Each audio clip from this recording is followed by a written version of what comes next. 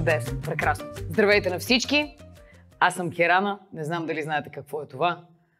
Най-вероятно много голяма част от вас може и да не знаят. Тук пише, че съм вокалистка на групата Керана и космонавтите.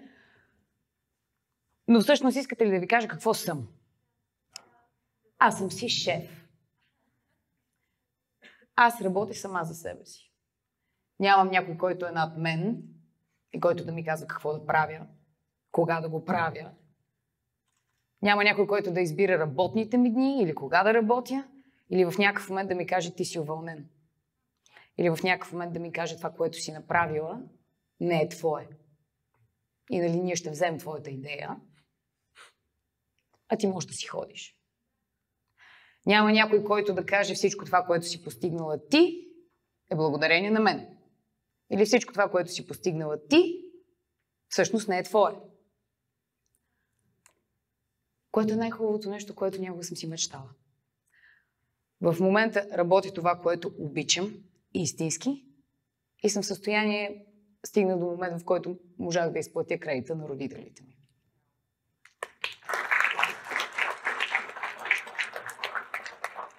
Искам да ви кажа, че аз идвам от семейство на потомствени селяни. Нали? Всички в моето семейство са били селяни, обаче са били образовани селяни. Което също така беше една много голяма трагедия в моя живот, защото в нашето семейство много се държеше на това проклето учене. Аз от малка исках да пея.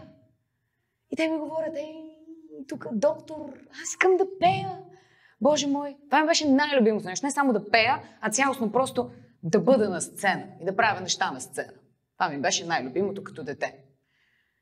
И най-забавното е, че ми отне адски много време да започна да го правя това, въпреки че знаех, че от дете това искам да правя най-много. Доколкото разбрах, вие тук сте се разбрали, за да разберете, че имате бъдеще в България, не знам си какво. Много са ми интересни хора, които обясняват колко е гадно в България, а всъщност никога не са учили никъде и не са излизали, не са били навън. Искам да ви кажа, че аз съм учила в Германия. И след това съм живяла 2 години и половина в Тайланд. И искам да ви кажа, че в Германия е много гадно.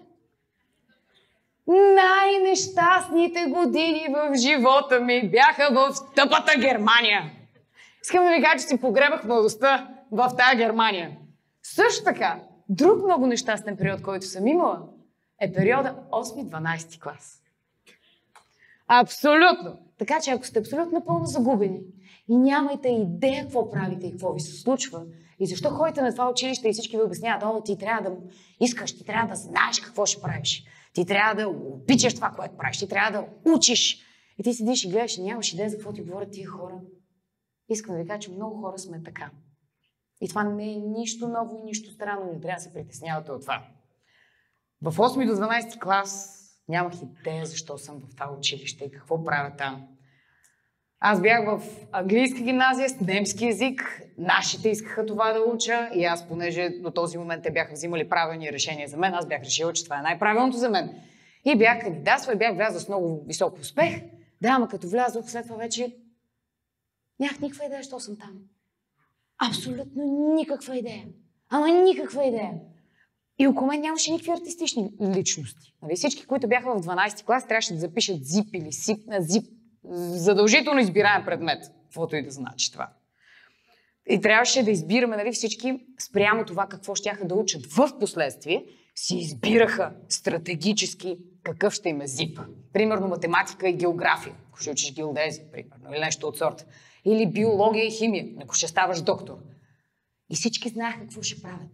Аз нямах никаква идея. И те щяха да стават доктори, стоматолози, адвокати. Аз бях артист по душа. И въобще нищо, в нито едно от тези неща не се намирах. И в нашето семейство също беше много важно и да учиш. И в крайна сметка, когато не знаеш какво да учиш, записваш мениджмънт. Или маркетинг. В смисъл, това са професиите, които записваш, за да може вашите да са доволни, че имаш висше. Но искам да ви кажа, че да учиш висше мениджмънт или маркетинг е все едно да учиш Не знам, все едно си приключиш обучението във втори клас. Мисля, това не е нещо, което учиш в университет.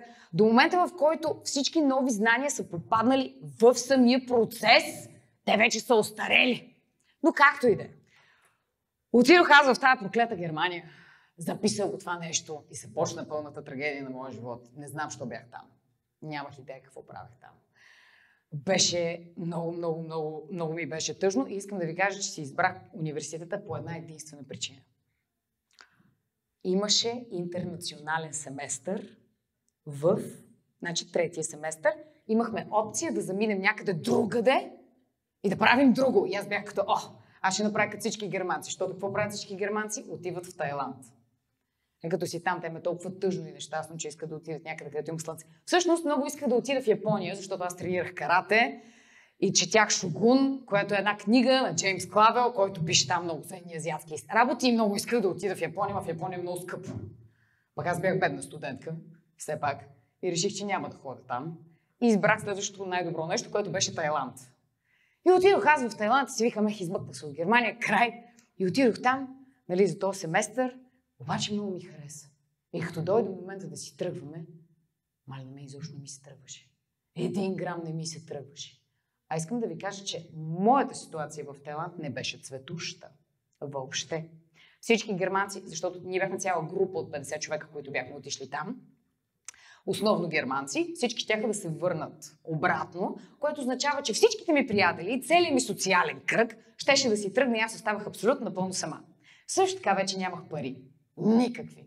Бях си предплатила една последна квартира за следващите 2 седмици, която нямаше прозорци. Реално имаше прозорци, но те гледаха към една стена, зазидана. Беше много мотивиращо.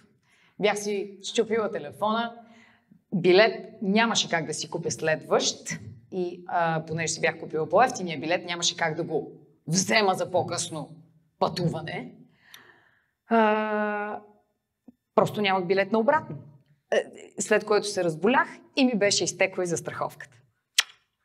Приказно!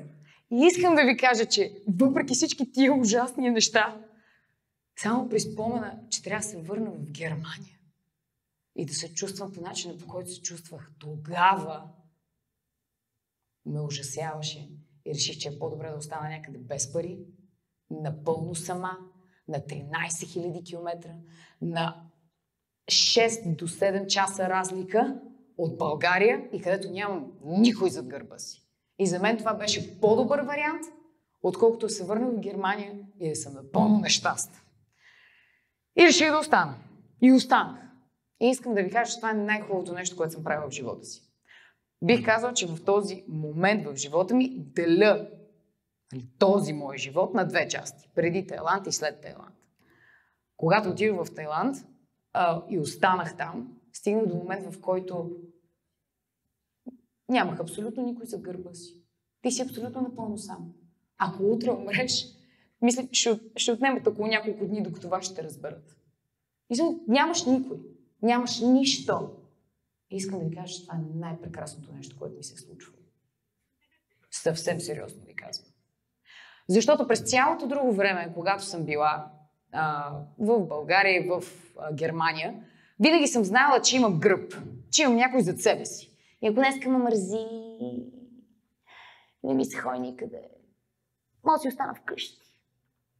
И нашите, ще има какво да ям. Няма да умра от глад. Ще има кой да ме води на доктор и някакви такива неща. Да, ама като си там, го нямаш това нещо. И в момента, в който знаеш, че ако ти не си вдигнеш задника и не отидеш да го свършиш, няма кой друг да го свърши. Няма кой друг да го направи. И това ти дава страшно много сили и свобода, защото тогава за първи път през живота си се почувствах способна. За първи път през живота си осъзнавах, че всъщност като реша нещо и си кажа, айде ставай, трябва да отиваш, защото иначе няма къде да живееш после. Трябва да си намериш нещо, защото после няма къде да живееш буквално. И ще си на улицата. Даже не в България. При което ставаш, отиваш и в момента, в който го направиш, си кажеш, бре, аз съм можела.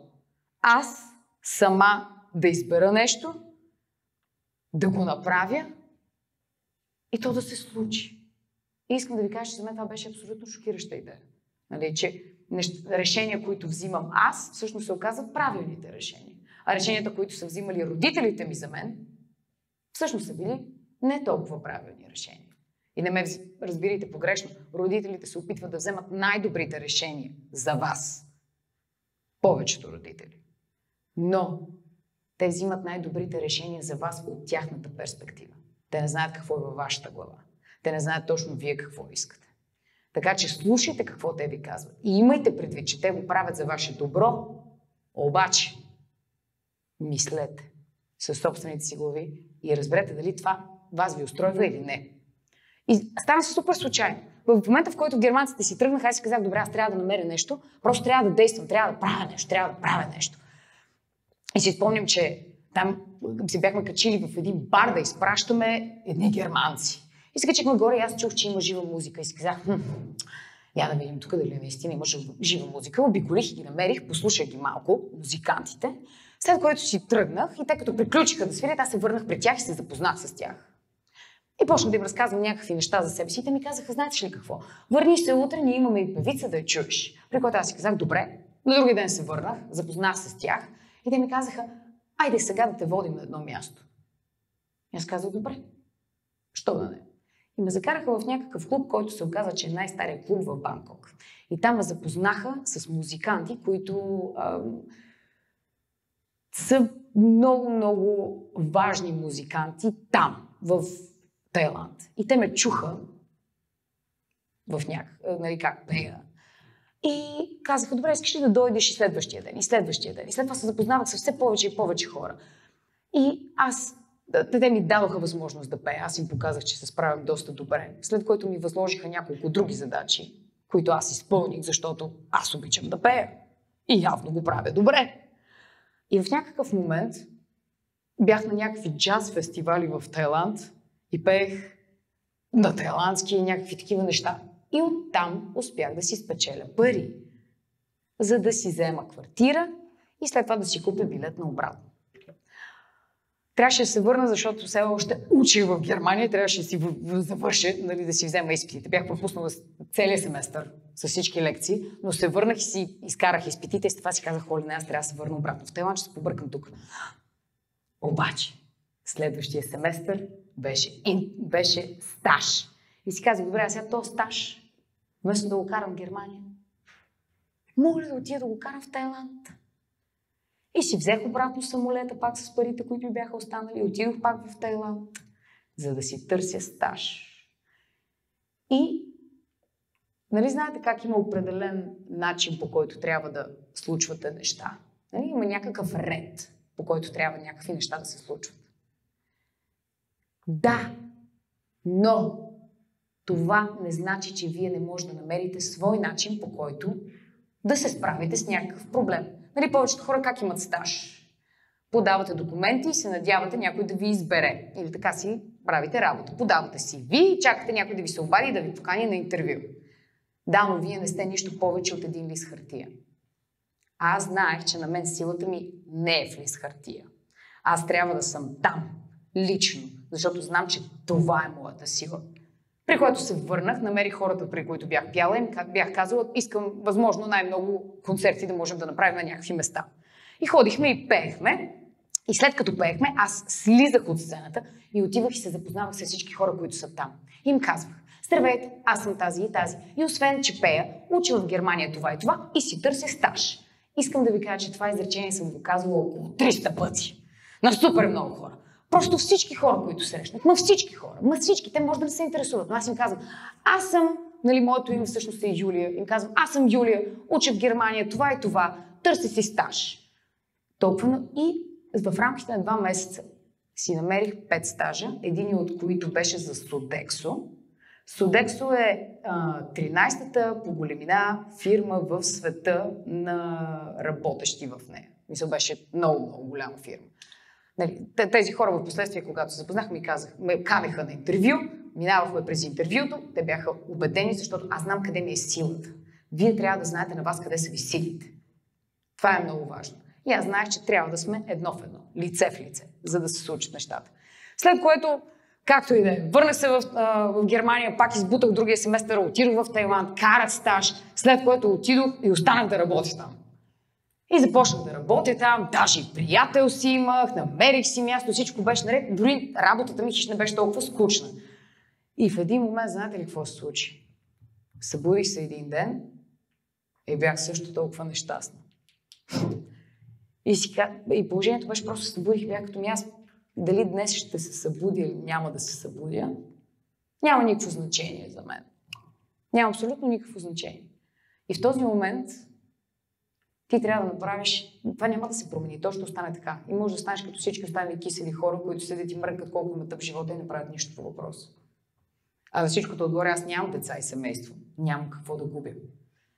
И просто това е момента, в който ти или правиш рязка промяна в живота си, или просто оставяш и буташ тая посока и си нещастен, и си мрънкаш. И както всичките неща, които бях постигнал, просто зарязах абсолютно всичко и се върнах в България. На 25. С абсолютно нищо. Нямах нищо. Нищо. Нашите бяха изключително разочаровани от мен. Страшно разочаровани. Не мога да ви опиша колко разочаровани бяха от мен. И тогава аз отново се опитвах, не знам, чух се какво да правя. Бях започнала да рисувам, да правя си портфолио, защото исках да уча интериорен дизайн. Тогава един мой приятел ми каза: ти виждаш ли, че правиш същата грешка? В момента отиваш да угодиш отново на родителите си, за да могат те да бъдат доволни. Много е важно да знаете, че когато отидете да учите нещо за престиж, както е било в моя случай, след като го завършите това нещо и това стане вашата професия, вие след това цял живот трябва да я работите. Затова е много важно да изберете нещо, което наистина искате да правите.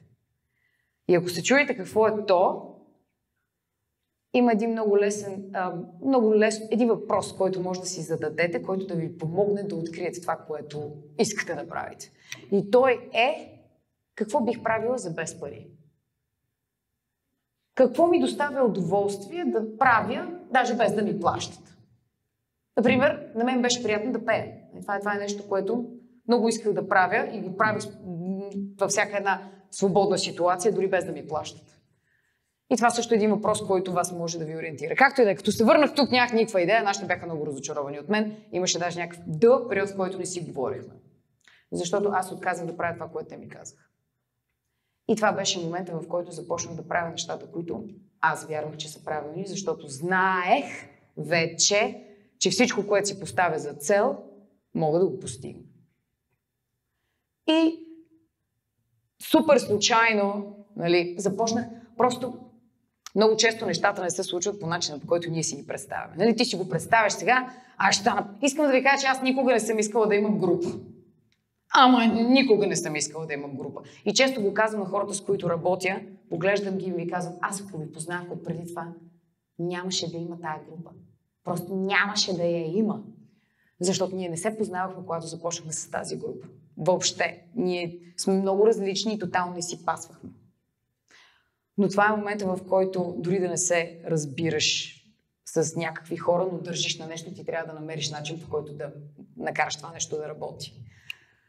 Когато се върнах и започнах да правя това, в момента аз не съм само вокалистка на групата, аз съм човека, който я ръководи, аз съм човека, който издава фактурите, защото дори като се занимаваш с музика, всъщност е много важно да си изряден, защото имам 3 страха. От трамвай, от смърт на близък и от НАП. Искам да ви кажа, че най-големите ми кошмари са свързани с НАП. И когато се занимаваш с музика, Когато се занимаваш, примерно, с музика или с каквото и да е много по-добре, когато си легален. Нещо много интересно, защото в началото ние така от дълша, започнахме да първо да имаме концерти. На първи ни концерт ни дадаха общо 100 лева и ние си разделихме по 20. И бяхме като... Даже и пари взехме този път. И в някакъв момент обаче, когато започнеш да го правиш това нещо, в един момент почнаха да ме питат: а ти моля ли да изкараш фактура? И аз викам: това какво е? В смисъл, какво е това? Какво го правиш? И в последствие, всъщност, когато започнаха да ни иска това навсякъде, осъзнахме, нали, ма какви ли не варианти не пробвахме, защото аз винаги се опитвам да намеря начин. И си казвам, не бе, ние ще се справим без фирма, бе, не ни трябва. В момента имаме две и най-лесното всъщност се оказа, че най-евтиният начин и най-изгодният начин е да си легален, което е противно на всичко, което някога съм знаела в този живот, но, уви, това е факт. И освен, че съм вокалист на тази група, аз пиша текстовете в тази група, аз също така правя много от музиката в тази група, монтирала съм много от клиповете, защото хората, които ги монтират, не бях доволна от това, което те правят. Аз си оговарям участията, аз съм нон-стоп на работа и съм нон-стоп на телефон и също така играя в мюзикали, главна роля и сега снимахме и един филм и така нататък. И правя всички тези неща и сама избирам кога да работя и кога не, което означава, че не съм имала почивен ден в последните 6 месеца. Но важното е, че аз съм го избрала това. Това, което искам да ви кажа е, че първо трябва да слушате себе си най-вече. Това, което искате да правите и да не забравяте, че това, което ще учите или посоката, в която тръгнете, не трябва да го избирате само защото е престижно, а защото трябва да го обичате, защото ще го правите цял живот. Трябва да ви носи нещо, някакво щастие, някаква удовлетвореност. Иначе просто ще бъдете нещастни. Другото нещо, което е много важно, е да знаете, че каквото и да правите, вие ще имате проблеми. Каквото и да правите, вие ще имате проблеми. Но това е най-хубавото нещо. Проблем е супер нещо. Защото това, което ни кара да се чувстваме щастливи и удовлетворени, е когато успеем да решим проблем. Когато успееш да се справиш с един проблем, това ти дава невероятен допамин. Просто се чувстваш наистина страхотно. Нещото обаче, което може да изберете не може да избирате дали да нямате или да имате проблеми. Вие ще имате проблеми. Нещото, което може да си изберете е проблемите, които ще имате във вашия живот. Трябва да си изберете кои са проблемите, с които може да се справите. Ако не сте добри по математика, не ставайте счетоводител, защото цял ден ще се занимавате с счетоводни проблеми. Обаче, ако сте добър по математика, това ви доставя удоволствие, станете счетоводител, защото цял ден ще се занимавате с такива проблеми. Вижте кои са проблемите, които ви карат с които успявате да се справяте, които ви носят удоволствие, докато ги решавате. И вижте коя професия се занимава с такива проблеми. Защото вие ще имате проблеми. Другото нещо, което искам също да ви кажа, е, че няма нищо по-хубаво от това, всичко, което си постигнал, да е твое. И никой да не може да ти го вземе. Защото, когато някой ти даде, ти каже, примерно, ела сега тук, аз ще сложа на тая позиция, както каза Мариана. После в последствие той ще иска неща от вас. И вие няма да имате свобода. Или също други варианта, що па да не се ожена за богат мъж. Що па да не?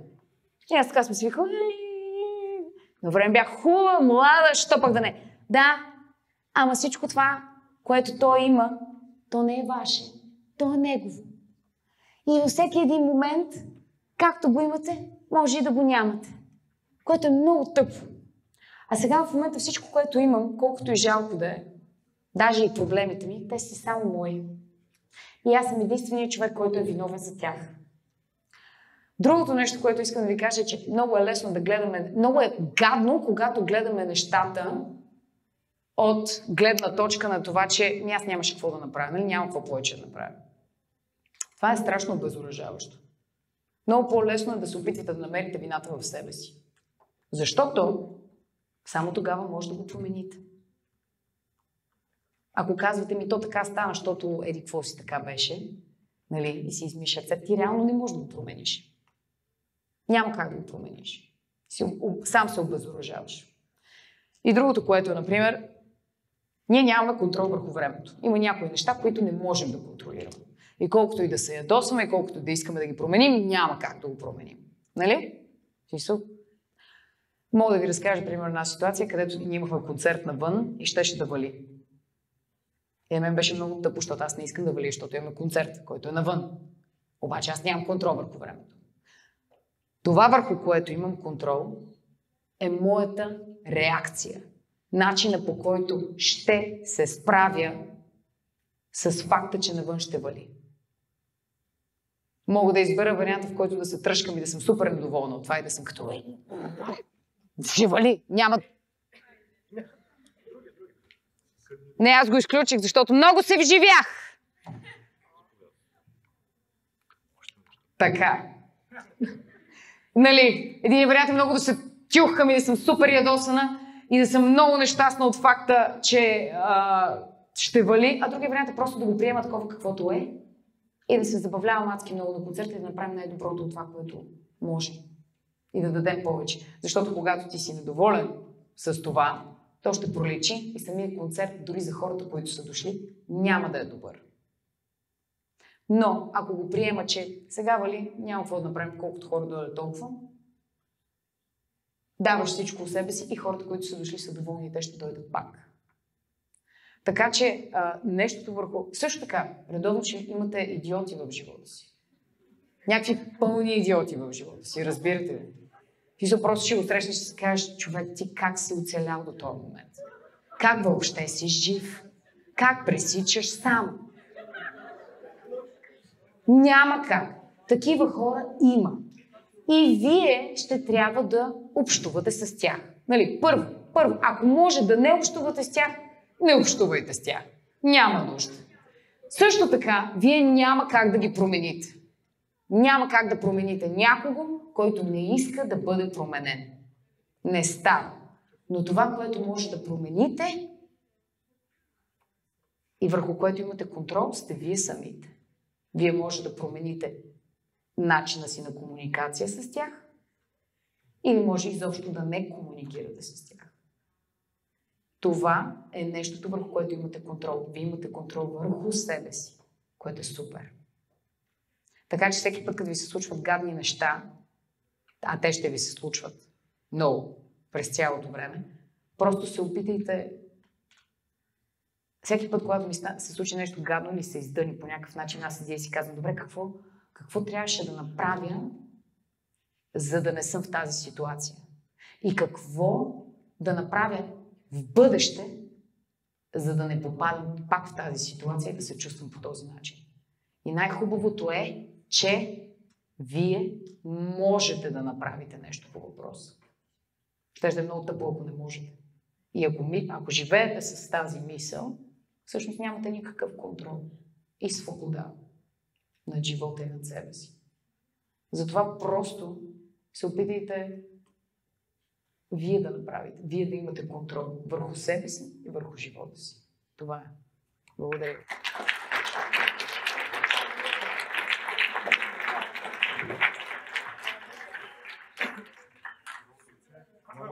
Другия. Желаеш ли този? Желаеш ли този микрофон? Говорете заедно. Нещо да питате. Слушам. Да. След това, какво желаеш да ти изпея? Всъщност това може би е нож с две острията. Нещо авторско. Добре. Нещо по-умряло или нещо По-живо. По-живо, нали? Аз съм по-умря. Чакай. Ти пасяй микрофон. Не. Без микрофон? За какво ще почакай? Чакай.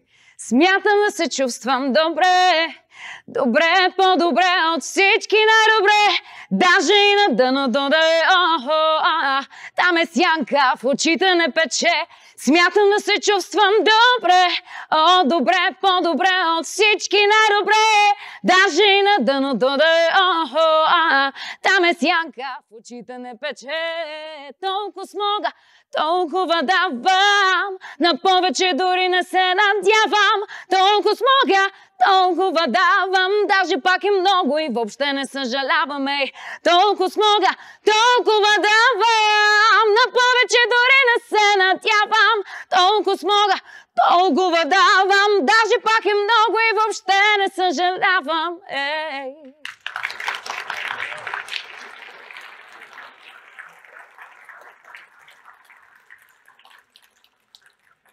Нещо.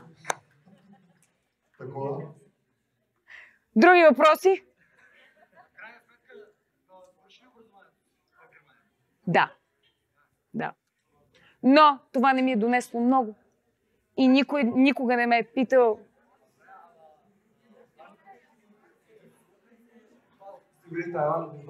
Не.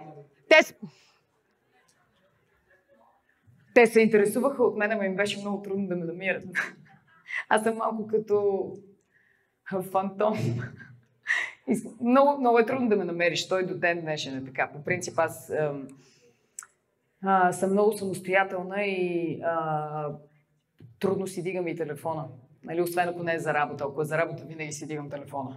Но ако е някой да ме звъни да ме пита как съм, викам, о, не. Какво значи как съм? Да ходим да пием кафе. Какво? Какво ще правим на това кафе да го пием? Викам, не, давай по същество, давай да правим нещо. Да правим нещо. Това е нещо, което ме прави щастлива. И аз обичам да правя неща. И да кажа, примерно, сега вчера бях в мюзикъл, играх Евита. Нали? Това е. Това съм направила вчера. Обичам да правя неща. Това ме кара да се чувствам удовлетворена и завършена. Та нашите много искаха да се свържат с мен, ама нямаше кой да им вдигне. Даже имаше една ситуация, веднъж сме на един остров. И един от германците, Себастиан, седи до мен и издига телефона и в един момент ми казва: Юлия, майка ти е. И аз се викам, добре, само звъня и дигам да. Ти нормална ли си? Не сме те чували от не знам колко време. Тебе никакво те няма. Диги с телефона. Издирваме те с баща ти от толкова много време. Пък сега път си казвам, сега ще дигна, сега ще извънна и сега ще върна. Обаче и жената се поболя. Много. Даже в Тайланд, аз като живеех, бяхме откраднали чантата. Само един път ми се е случвало. Вината беше моя, защото аз не внимавах. Както и де, при което нямах телефон. И се беше случил атентат. Бяха взривили някаква бомба, и някакви хора бяха умряли, и някакви части от тела бяха хвърчали, и някакви неща. Аз не знаех. Аз съм си на работа. И нямам телефон. И аз по принцип в социалните мрежи до ден днешен да се справя много добре. И аз съм си щастлива и съм си на работа. И свършва работния ден и аз си викам, сега ще отида на тренировка, по карате, малко така. И си тръгвам, аз пускам си. Каква музика си пускам? Аз нямам телефон. Значи не съм си пуснала, пея си. И отивам аз към каратото, качвам се в градския транспорт, викам повече хора от обикновено. Много странно. Ма няма значение. И отивам си аз на тренировка, тренирам си там и прекочвам тренировката единия тайландец идва при мен, но негови английски беше като моят тайландски. И ми вика, гледай тук, и ми показва някакви снимки на някакви части от тела. И аз викам, какво е това? И той вика, това тук. И аз си помисля, че става въпрос за... Тогава имаше проблеми на границата с Малайзия, защото са будисти и мюсюлмани и се трепеха там, което е безумно. И си помисля, че става въпрос за някъде там. И пак много викам, да, нормално, нали, да. И ще се прибрах в пеша, там имах едно гадже, отидох при него и седим си с него, той ми вика, ти разбрали? Викам, какво? Вика, имаше атентат. Викам, къде бе? Долу, на границата. Той вика, не бе, тук в Банкок. Викам, искам да ви кажа, че имам много впечатляващо нещо, аз почти никога не съм разбрала. Винаги не съм разбрала. Винаги не съм разбрала и съм изключително ненаблюдателна. Ама такова е. При което отварям и викам, моля, те нашите сигурно. Отварям си не през Фейсбука, през неговия лаптоп и майка ми там просто се побъркала. Абсолютно се е побъркала. Беше, ти добре ли си, всичко наред ли? Аз съм като, да, жива съм, но някакво време малко не знаеха дали съм или не съм, или дали ще бъда някога и как ще ме приберат. Добре, много хора, с които съм разговарял, казват, че когато отидеш на друго място, защото в момента говорим как да се разделиш в България. И като отидеш някъде другаде, един вид ти казва да останеш, защото там няма да те приемат като част от тях. Има много хора, които се справят да живеят навън и се чувстват по-щастливи навън. Аз лично не успях. Тук се чувствам много по-добре, отколкото там, но също зависи от човека, който си и какво търсиш и какво те води и те движи. Да, може да отидеш и да не успееш да се справиш, може да не попаднеш на хора, може да си нещастен, а може и да си супер щастлив. Никой не знае. И няма да разбереш, докато не пробваш. Но това ти казвам, че всички дето обясняват, че в Германия е много хубаво. Да си ходят в Германия.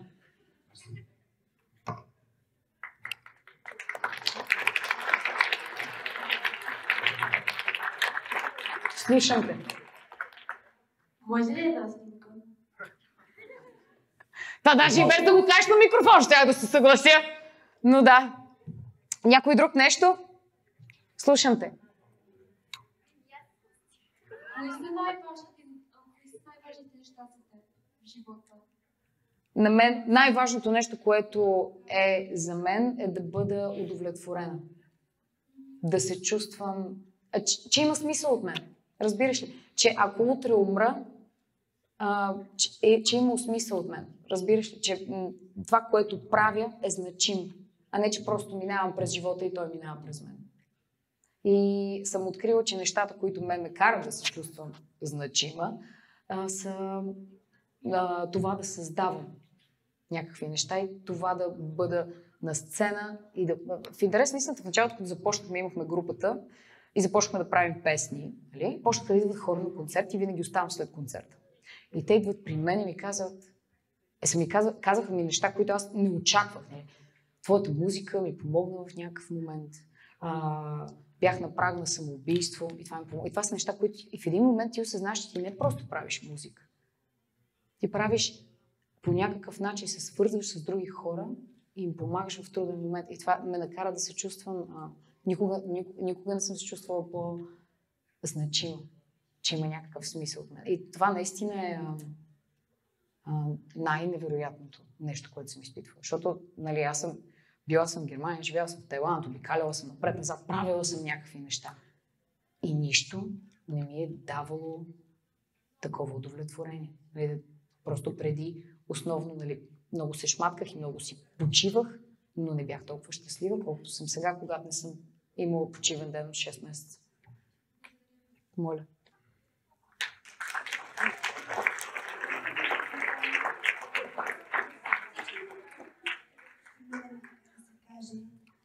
Вие някакво казване ли сте си? Трудно беше. То беше абсолютно трудно. И честно да ти кажа, в някакви ситуации, като поглеждам назад, си казвам, ако сега трябваше да го направя, не знам дали се чуя дали пак бих успяла да го направя, ако трябва да съм честна.